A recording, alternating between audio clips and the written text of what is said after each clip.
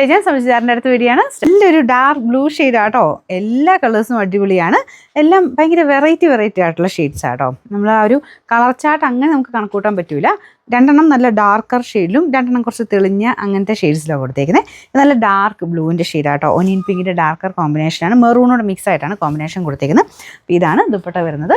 പിന്നെ ബോട്ടം വരുന്നത് satin silk same colour. Number AE412, rate 860.